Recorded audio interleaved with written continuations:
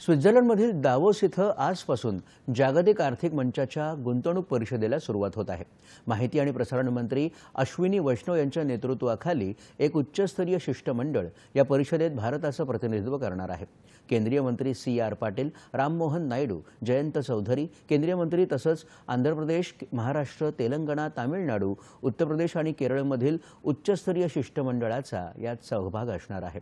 बुद्धिमान युगासाठी सहकार्य या संकल्पनेखाली दावोस गुंतवणूक परिषद होत आहे। या परिषदेत 65हून अधिक भारतीय व्यावसायिक देखील सहभागी होणार आहेत। 24 जानेवारीपर्यंत चालणाऱ्या या परिषदेत भारताची उल्लेखनीय प्रगती तसंच भारताचं विकासाचं मॉडेल, त्याचबरोबर समावेशक विकास आणि डिजिटल परिवर्तनासाठी भारताचा दृष्टिकोन भारतीय शिष्टमंडळ अधोरेखित करेल। भारताची प्रगती जाणून घेण्यासाठी जग उत्सुक असल्याचं वैष्णव यांनी म्हटलं आहे।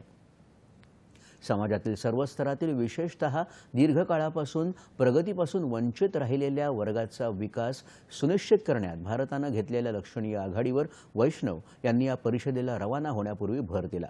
बँक खाती उघडून त्याद्वारे वित्तीय समावेशन साधण्यापासून ते शौचालय, गॅस जोडण्या, नळाद्वारे पाणी, ग्रामीण आणि शहरी पायाभूत सुविधा सुधारणांपर्यंत भारताची आर्थिक धोरणं, डिजिटल इंडिया कार्यक्रमाद्वारे घडवलेलं डिजिटल परिवर्तन आणि तंत्रज्ञानाच्या व्यापक प्रसाराद्वारे समाजातल्या सर्व स्तरांच्या नागरिकांचं सक्षमीकरण याविषयी जगाला औत्सुक्य असल्याचंही ते म्हणाले। या परिषदेत सहभागी होऊन भागीदारी मजबूत करणं, गुंतवणूक आकर्षित करणं तसंच शाश्वत विकास आणि तंत्रविषयक नवोन्मेषांमध्ये अग्रगण्य देश म्हणून आपली प्रतिमा जगासमोर आणण्याचा भारताचा उद्देश आहे।